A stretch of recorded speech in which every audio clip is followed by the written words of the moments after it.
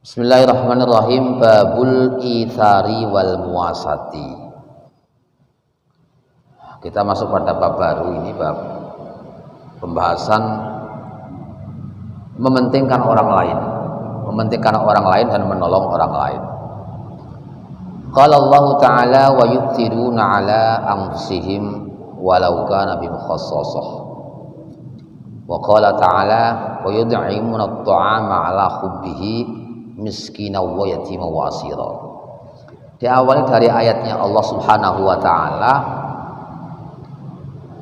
Allah berfirman ketika memuji terhadap perilaku orang-orang Ansor pasca kedatangan kaum Muhajirin yang tidak membawa harta dan juga sanak keluarga.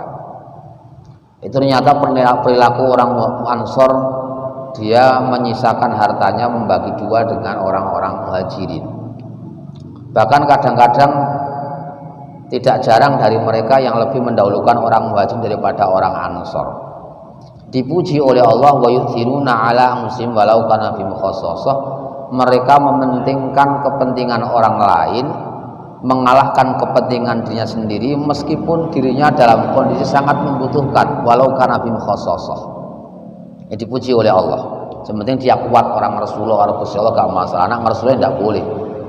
Dia akan seperti konsep awal kita kemarin, ibda' binafsik tsumma biman ta'ulu. Kita mengawali diri kita sendiri, kemudian orang yang terdekat dengan kita, yang nafkahnya dalam beban kita, baru ke orang lain. Kalau memang kita tidak siap untuk yu'thiruna 'ala anfusihim. Kemudian dilanjutkan dengan dalam satu cerita wa yu'thiruna 'ala anfusihim walau khassasah, itu kedekatan orang Ansor dan Muhajirin itu mereka tidak hanya membagi harta, bahkan membagi istri sekalian. Dulu kan banyak orang-orang Muhajirin ketika hijrah ke Madinah itu istrinya kan juga tidak ikut, banyak kadang-kadang yang beda agama juga, mereka tidak masuk Islam. Nah, orang-orang Arab kan terbiasa dengan beristri lebih dari satu. Itu akhirnya dibagi, jadi dipegat, diceraikan istrinya orang Ansor itu diberikan kepada orang Muhajirin, sampai seperti itu. Karena saking masakin ya, kalau misalnya Allah ngatus bondo gak duwe, keluarga gak ono, bojo gak duwe sisa. Tiga iya ini. Wa yut'imuna ta'ama 'ala hubbi miskina wa yatima wa asira. Allah juga memuji terhadap sikap orang mukmin yang memberikan makanan kepada orang lain, kepada orang miskin, orang yatim, dan orang-orang yang tertawan. Orang-orang yang tertawan, meskipun orang tersebut sangat mencintai makanan yang dia berikan. Yut'imuna ta'ama 'ala hubbi, justru yang diberikan itu di saat dia menyukai terhadap apa yang dia berikan tadi. Makanannya itu ya enak, mungkin dia menikmati sebenarnya, tetapi dia menekan keinginannya sendiri, diberikan kepada miskinan, orang miskin, wa yatiman, dan orang yatim, wa asron, dan orang yang tertawan, orang yang ditahan, diberikan kepada orang-orang yang terpojok, itu maksudnya. Ila akhir ayat. Wa Nabi Hurairah radhiyallahu taala anhu qala jaa rajulun ila Nabi sallallahu alaihi wasallam. Ini diperjelas dengan cerita dalam beberapa hadis tentang bagaimana sahabat mementingkan kepentingan orang lain, mendahulukan orang lain, mengalahkan dirinya sendiri. Hadis pertama, Abu Hurairah radhiyallahu anhu menceritakan seorang laki-laki pernah datang kepada Rasulullah sallallahu alaihi wasallam. Dia berkata sama Rasulullah, "Inni majudun, saya orang yang kesulitan wahai Rasulullah." Akhirnya fa'arsa ila ba'di nisaihi. Ketika mendengar laporan ada orang kesulitan ini, Rasulullah mengutus seseorang agar pergi ke tempat salah satu sebagian di antara istri-istri beliau, menanyakan memiliki apa istri beliau untuk diberikan kepada orang yang lapor kepada Rasulullah tadi. Faqalat walladzi ba'atsaka bil haqq ma indi illa ma'un. Ternyata ketika Rasulullah mengutus orang ke sebagian sebagian istri beliau tersebut bersumpah, demi zat yang telah mengutusmu dengan benar, bahwa kami tidak memiliki apapun selain air.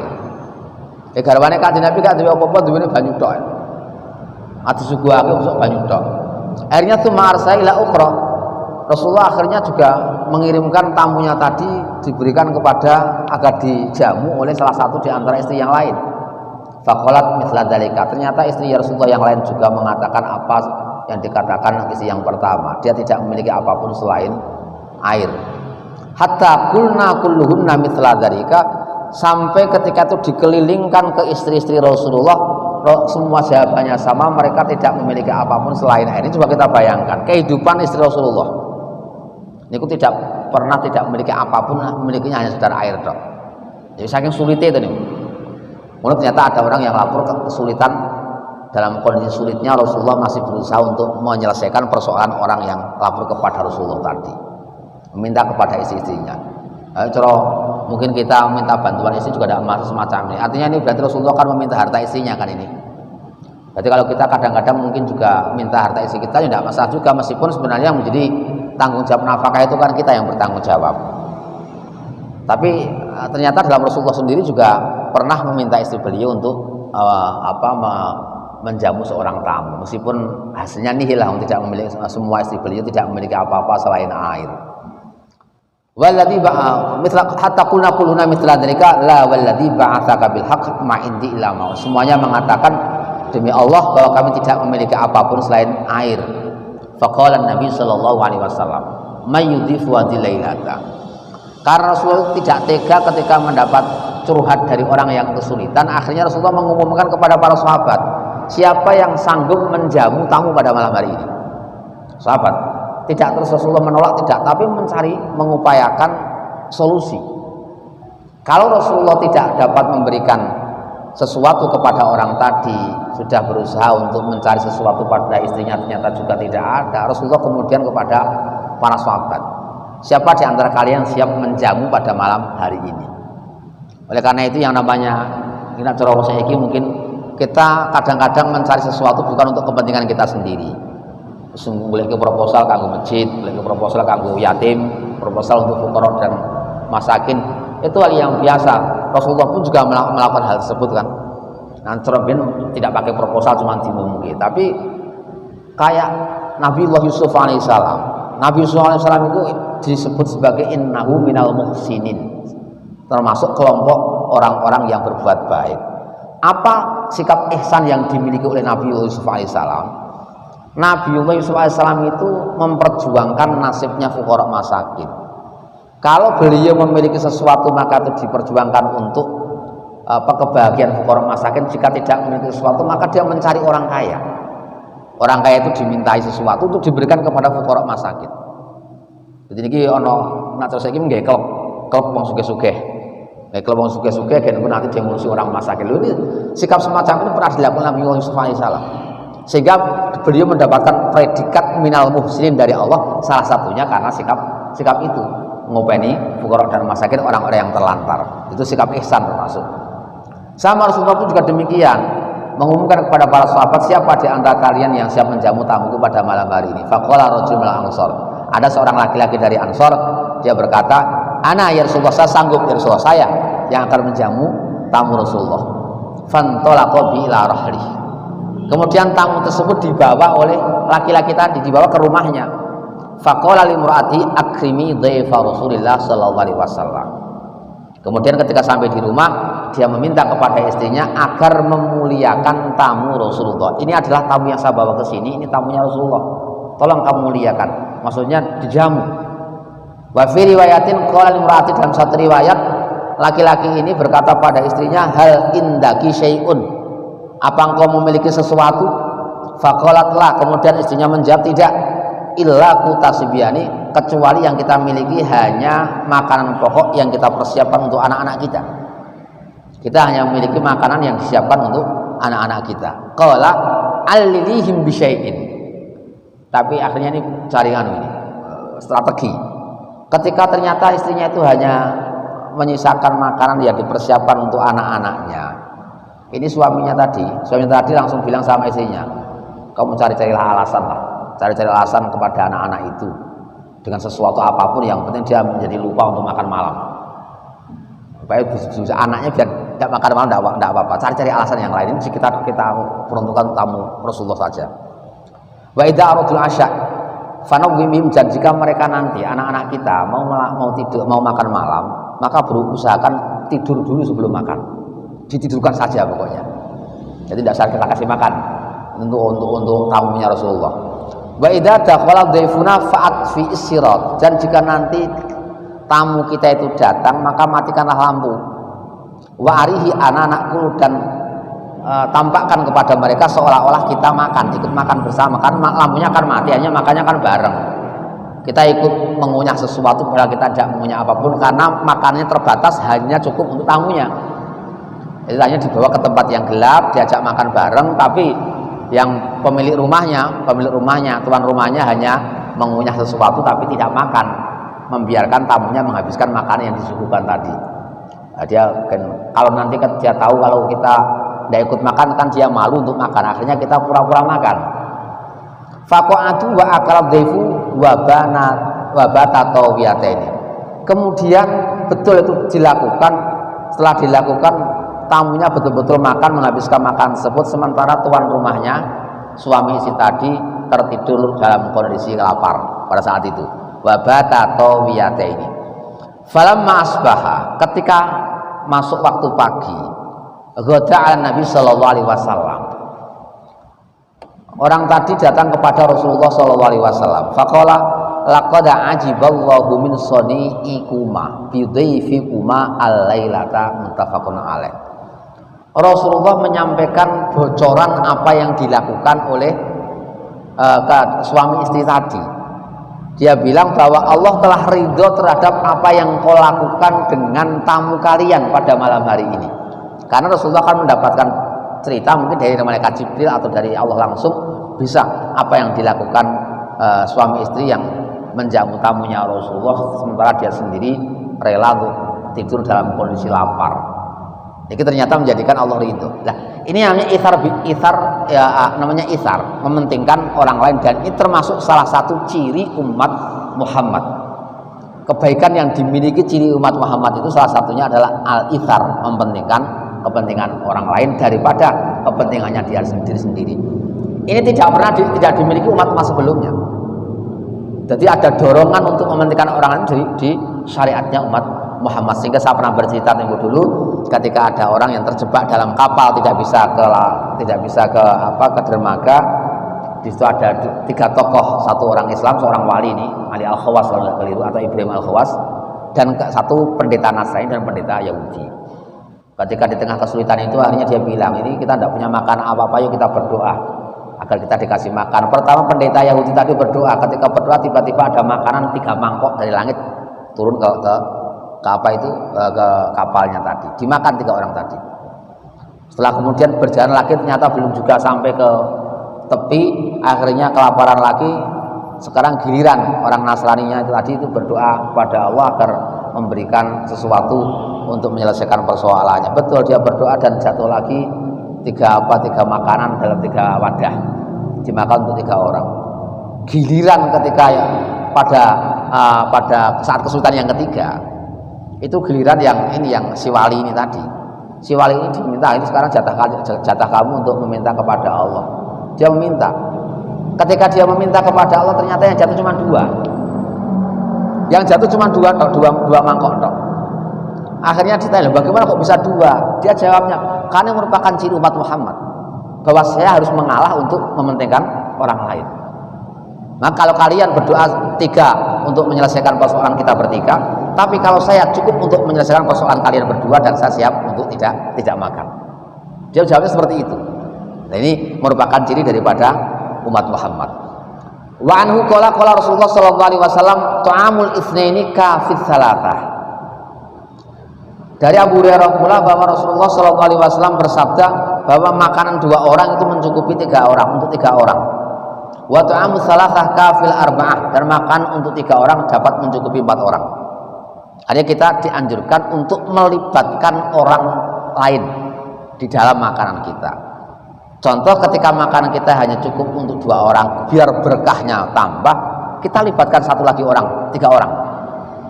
Gen ketok ono berkah. Jadi justru tidak malah kita habiskan, cukup untuk 2 orang, masa kita berikan kepada orang, tidak, kita habiskan saja. Tidak seperti itu. Nak podo-podo dalam kesulitan, makanan 2 orang itu kita makan untuk 3 orang. Jadi kalau sama-sama kesulitannya, tidak harus kita habiskan sendiri, yang lainnya dibiarkan kelaparan, tidak seperti itu. Wa fi riwayat li Muslimin an Jabir radhiyallahu anhu an Nabi sallallahu alaihi wasallam qala ta'amul wahidi yakfil itsnain wa ta'amul itsnaini yakfil arba'ah wa ta'amul arba'ati yakfil tsamaniyah. Dalam satu riwayat Imam Muslim dari Jabir radhiyallahu anhu, Rasulullah bersabda bahwa makan satu orang satu porsi itu dapat untuk mencukupi 2 orang. Makanan 2 porsi dapat mencukupi 4 orang. Makanan 4 porsi dapat mencukupi 8 orang. Ini berarti anjurannya kalau makan rasa derbo-derbo awake dhewe ini. Rasa kata-kata tetap diusahakan. Ini satu sisi keterlibatan jamaah itu sangat efektif untuk meningkatkan berkah sesuatu yang kita makan. Sehingga anjurannya memang kita kalau makan bareng-bareng sama orang banyak, tidak sendirilah. Ketika ada kesempatan bareng ya kita bareng. Makan bersama, paling tidak sak keluarga jak mangane bareng. Orang kita sendiri-sendiri yang suami jajan dewi, bojone jajan dewi, anaknya jajan dewi, ini artinya berkahnya kan hilang. Ini kan sebuah anjuran bahwa kita kadang-kadang perlu makan bersama toh. Oleh karena itu kalau kita bikin tren ya itu mumpung akhir pekan kita makan bersama di mana bareng-bareng, itu sebenarnya sudah basi. Zaman Rasulullah anjurannya sudah setiap hari seperti itu, makanya bareng-bareng, tidak saat-saat tertentu, tidak. Wa Nabi Sa'id Al-Khudri radhiyallahu anhu qala bainama nahnu fi safarin ma'an Nabi sallallahu alaihi wasallam idh ja'a rajulun ala rahilatin lahu faja'ala yasrifu basarahu yaminan wa shimalan. Dari Abu Sa'id Al-Khudri radhiyallahu anhu, beliau berkata, ketika kami dalam perjalanan bersama Rasulullah sallallahu alaihi wasallam, tiba-tiba ada seorang laki-laki yang datang di atas kuda kendaraan, tapi laki-laki tersebut tengok-tengok kanan kiri, matanya melihat kanan kiri. Faqala Rasulullah sallallahu alaihi wasallam man kana ma'hu fa'dhu dhuhrin.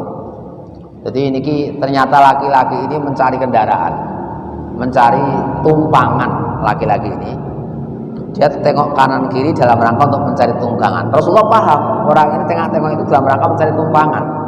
Akhirnya Rasulullah bersabda, siapa di antara kalian yang memiliki kelebihan tunggangan, fal ya'ud bihi alaman la dhuhralah, maka dianjurkan untuk menolong, untuk mengangkut orang yang tidak memiliki kendaraan. Wa man kana fadlun min zatin fal ya'ud bihi alaman la zadalah. Bagi orang yang memiliki kelebihan saku, kelebihan bekal, maka harap menolong kepada orang yang tidak membawa bekal. Fadzakara min asnafil mal ma dzakara hatta ra'aina annahu la haqqa li'atin minna fi fadlin. Setiap sesuatu disebutkan oleh Rasulullah dalam harta apapun itu. Macam-macam harta disebutkan, siapa yang memiliki bekal ini, bekal ini, bekal ini, bekal ini, disebutkan satu persatu. Ketika lebih itu agar menyisihkan untuk orang yang tidak membawa bekal. Jadi nak terus saya mungkin yang tidak bawa lauk itu agar dikasih lauk. Yang lauknya lebih itu diberikan kepada yang tidak punya lauk. Kalau yang nasinya lebih diberikan kepada yang tidak punya nasi. Hatta ra'aina annahu la haqqul minal fadlin. Sampai sahabat punya kesimpulan, kayak menganggap bahwa Rasulullah tidak memberikan hak kepada kami untuk menyimpan kelebihan makanan yang kita miliki. Seolah-olah kita tidak punya hak untuk memanfaatkan sesuatu yang lebih dari diri kita.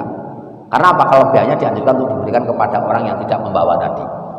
Sampai sahabat seperti itu. Rawahu Muslim. Hanya ini sangat penting sekali bahwa solidaritas dalam jamaah itu memang dianjurkan sangat kuat sekali. Tolong menolong baik dalam urusan makanan, urusan pengetahuan dan sebagainya, itu ya nak manfaatnya itu sesuatu yang bukan konsumsi pribadi, ya boleh di share, istilahnya di share lah. Biar orang tahu, orang juga mengetahui pengetahuan tersebut. Orang juga tidak pakai bahasa rahasia barang. Kadang-kadang karena kalau kita punya sesuatu rahasiakan, padahal itu tidak rahasia sebenarnya. Artinya tidak mau dia disaingi oleh orang lain, kadang-kadang demikian. Ini kan sikap yang tidak bagus semacam itu. Termasuk yang menghambat perkembangan banyak orang. Tidak an-nasihah. Sementara jin itu an-nasihah. Agama nasihat itu maksudnya bagaimana? Bahwa kita menghendaki orang lain, saudara seagama kita itu juga memiliki nasib atau sama dengan kita. Dia dapat meningkat seperti diri kita dalam urusan ekonomi, mungkin dalam pengetahuan juga demikian. Ini termasuk bagian daripada nasihat. Bagaimana orang lain, saudara kita tadi juga dapat bangkit, dapat hidup layak sebagaimana kita hidup layak. Wan Sahal bin Sa'ad radhiyallahu anhu anna imra'atan ja'at ila Rasulillah sallallahu alaihi wasallam bi burdatin mansujah.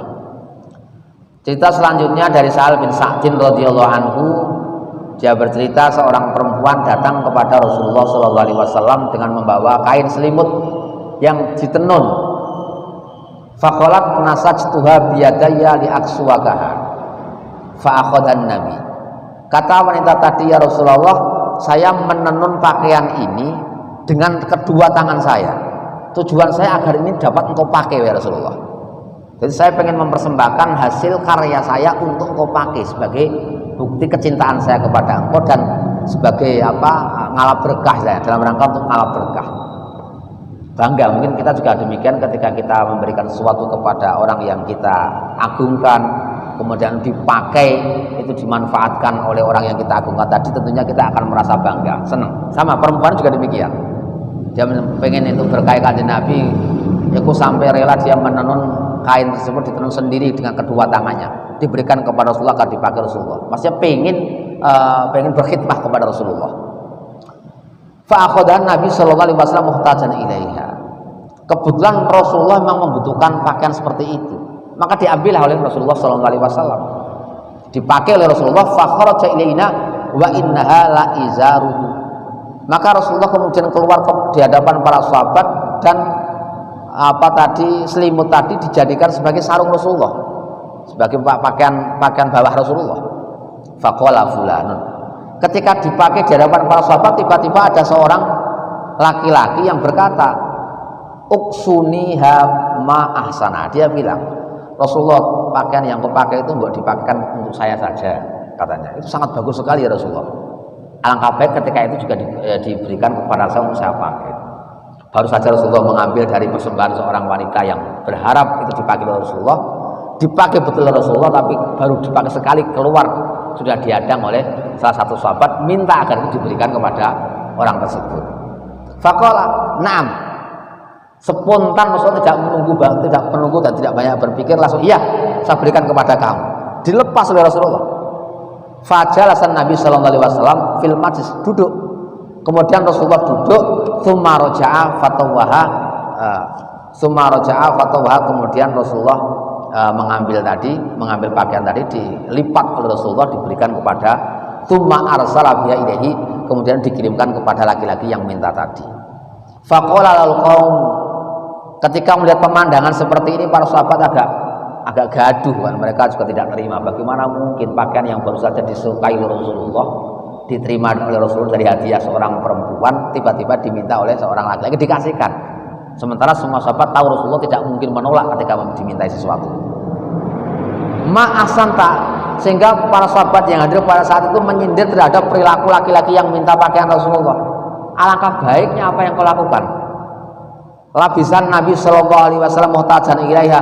Rasulullah baru saja memakai pakaian tadi dalam kondisi dia membutuhkan pakaian itu, tsumma sa'atau, kemudian engkau memintanya. Wa alimta annahu la yatusailan, dan kamu tahu bahwa Rasulullah tidak akan pernah menolak ketika diminta oleh seseorang, pasti akan dikasihkan Rasulullah. Kamu berarti memanfaatkan kedermawan Rasulullah agar itu pakaian menjadi milik kamu. Jadi itu semua sahabat kan tahu kalau Rasulullah itu tidak mungkin pantangan menolak ketika diminta, tidak pantangan menolak. Ya kadang-kadang ya agak yang dicurigai semacam itu memanfaatkan mumpung Rasulullah itu punya sifat seperti itu, akhirnya kalau dia minta mesti dikasihkan, dia senang sesuatu yang dibawa Rasulullah diminta akhirnya. Di sini semacam itu. Faqala inni wallahi ma sa'altu li albasa. Tapi dia beralasan. Laki-laki ini ketika dikritik oleh para sahabat, dia beralasan. Sesungguhnya aku demi Allah, aku tidak memintanya untuk saya pakai, itu bukan. Innama sa'altuhu litakuna kafani.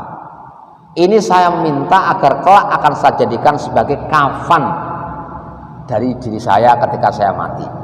Ini saya simpan untuk saya jadikan kafan untuk kematian saya. Karena apa? Karena itu telah dipakai Rasulullah dan telah menyentuh tubuh Rasulullah. Ini namanya tabarukan, ngalap berkah. Pakaian tersebut telah dipakai Rasulullah, tersentuh daging Rasulullah, tersentuh kulit Rasulullah. Saya berharap ini nanti akan memberikan syafaat saya ketika di alam kubur saya. Jadi ini tabarukan semacam ini salah satu bentuknya. Jadi perilaku sahabat ini dia katakan perilaku ngalap berkah, dan ini tidak pernah mendapat komplain sama Rasulullah sama sekali, dibiarkan. Artinya ada pengakuan dari Rasulullah, sehingga perilaku tabarruk ini termasuk sesuatu yang memang masyru', disyariatkan dalam agama kita. Jadi diamnya Rasulullah itu berarti ikrar, ada pengakuan Rasulullah itu termasuk bagian daripada syariat, meskipun beliau tidak mengucapkan sendiri. Ada praktek pada zaman sahabat itu dilakukan, dan ternyata mereka melakukan, kok Rasulullah hanya diam saja. Itu berarti Rasulullah memberikan pengakuan. Ketika Rasulullah memberikan pengakuan secara otomatis, itu termasuk bagian daripada sesuatu yang disyariatkan. Dari sana tidak apa-apa berarti ini. Tapi kalau dalam fikih Syafi'iyah kan, kalau dalam fikih Syafi'iyah mempersiapkan kafan itu tidak disunahkan kita. Jadi orang masih hidup terus kita nyiapkan kafan untuk kematian kita nanti, itu tidak disunahkan. Sebabnya apa? Itu masuk bagian daripada nyimpen dunia akhirnya. Loh, ini mati-mati berarti nyimpen dunia kesuwen. Nyimpen dunia kesuwen ya. Orang lain butuh-butuh kan. Ya kan mau butuh kain, kebutuhannya kita kan pas saat mati itu nanti. Kalau kita nyimpan uang kan sekarang simpan, besok bisa kita pakai. Kalau kafan kan ketika mati nanti kita menggunakannya. Sehingga menumpuk harta, juga menumpuk harta. Gara-gara numpuk kafan dan numpuk harta. Ya tergantung alasannya kalau menurut saya. Masalahnya gimana? Kalau alasannya kita dalam rangka kan kita ingat kematian, tidak masalah kan. Uang kita memang diambilkan untuk mengingat kematian. Kalau itu kita persiapkan dalam rangka untuk mengingat kematian kita. Kadang-kadang itu banyak itu orang yang ketika pulang haji, pulang ihram, itu dia membawa pakaian ihram, udah pulang, dia sudah dipersiapkan pakaian ihram ini nanti akan saya jadikan sebagai kafan saya, ya, seperti itu. Ini merupakan sisa ibadah saya. Sehingga saya akan berharap ini nanti menjadi saksi di depan Allah bahwa saya pernah tawaf dengan menggunakan kain ini. Ini misalkan kafan, itu termasuk dalam rangka kita menyimpan kafan juga. Ini dalam Syafi'iyah tidak disunahkan gitu. Qala sahal fakarat kafanahu, dalam cerita ini ternyata betul bahwa akhirnya nanti itu dijadikan kafan, kain tadi yang diminta dari Rasulullah dijadikan kafan bagi orang yang meminta tadi. Nah, ini ada beberapa hal yang penting di sini, bahwa salah satunya kita meminta sesuatu kepada orang yang kita yakini keberkahannya dalam rangka kita manfaatkan, itu betul-betul diperbolehkan dan dianjurkan. Bahkan Rasulullah tidak pernah menolak itu. Yang kedua, kita melihat bagaimana seorang wanita berkhidmah kepada Rasulullah, ingin agar dekat dengan Rasulullah, dia memberikan sesuatu hadiah kepada Rasulullah. Ini juga termasuk bagian daripada yang ada dalam hadis ini. Termasuk Rasulullah pantang menolak ini, meskipun dia senang baru aja dipakai. Itu ketika diminta ternyata Rasulullah wa yu'thiruna ala muslim walau kana bihim khassah. Maksudnya Rasulullah lebih mementingkan, mengedepankan keinginan orang lain meskipun beliau sendiri juga sebenarnya masih butuh. Walau karena bihim khassah. Waktu itu Rasulullah memakainya muhtajan, ini ada sifat seperti itu. Rasulullah butuh pakaian itu, tapi diminta, kasihkan. Wa Nabi Musa radhiyallahu anhu qala Rasulullah sallallahu alaihi wasallam, innal asy'ariyina idza armalu fil ghazwi aw qalla ta'amu iyalihim bil madinah jama'u ma kana indahum fi thawabin wahidin. Cerita Abu Musa al-Asy'ari radhiyallahu anhu. Abu Musa al-Asy'ari itu salah satu di antara nenek moyang Abul Hasan al-Asy'ari, pendiri mazhab Asy'ariyah yang dimiliki Ahlussunnah wal Jamaah. Ini salah satunya adalah Abu Musa al-Asy'ari.